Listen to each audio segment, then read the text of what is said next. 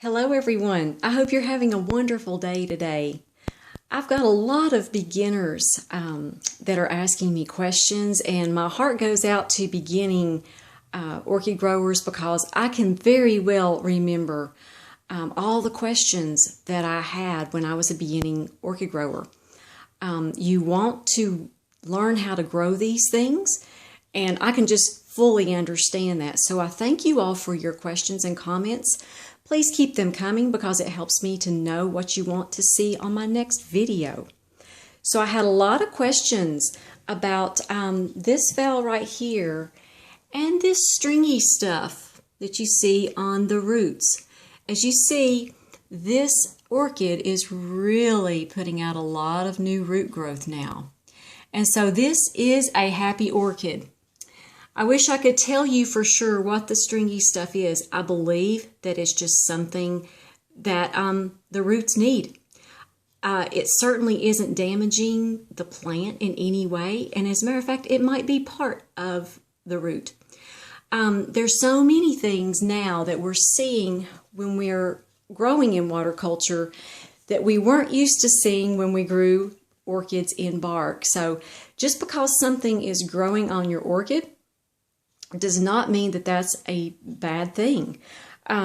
There's a difference between a squishy, rotten root that will set up bacteria in your water. That's a harmful thing.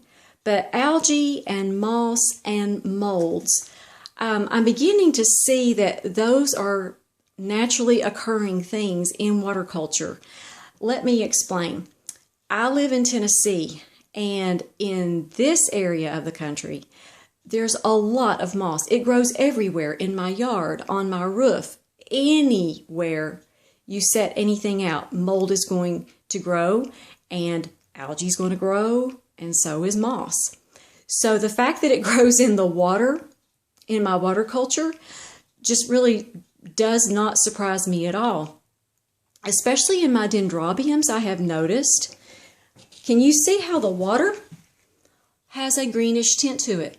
There's algae on the bottom of that container. Now look at the plant, how happy that plant is. If it could, it would be smiling at you. So do you see how this plant is very, very healthy? I changed the water out on this less than a week ago, and I even cleaned the container. And that algae grew back that quickly.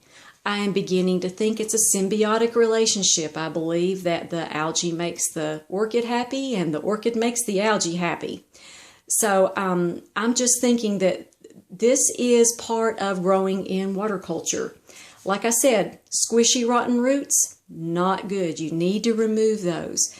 But if you see that a little bit of mold is growing on your roots, especially on dendrobiums I've found, don't be very surprised. I would clean it off from time to time. I wouldn't let it take over, but I wouldn't be overly concerned about it either. It's growing on my plants, and my plants are growing very, very well. And it seems to me like the ones that have a little bit of algae and a little bit of mold on them, they seem to be the healthiest ones. So I felt like I just needed to tell you that when you're growing in water culture, don't expect for your water to stay perfectly clean and clear all the time, and for absolutely nothing to grow on your plant, because that is not true. I do have mold on especially my dendrobium roots. I'm not taking it too very seriously because they're growing so very well, and I certainly do have algae. Another subscriber asked me, she has an orchid that hasn't bloomed in about 2 years. Should she be concerned about that? Okay, I'm going to show you this beautiful orchid here, and I even have the label on this one. It is DPTS Brother Cortez Red Caribe. Okay, this orchid did not bloom for almost 3 years for me. It has a beautiful root system, beautiful leaves. It just kept growing leaves, kept growing roots. Finally, it spiked about 3 years ago. and it has been in constant bloom ever since. It still has a bud to come out on it. It's just been constantly blooming for 3 years. So sometimes they do make you wait.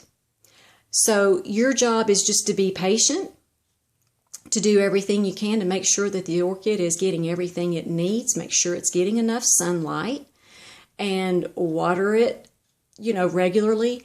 But sometimes you're going to find when they don't bloom for you for a few years, you're setting yourself up for about 3 years worth of blooms.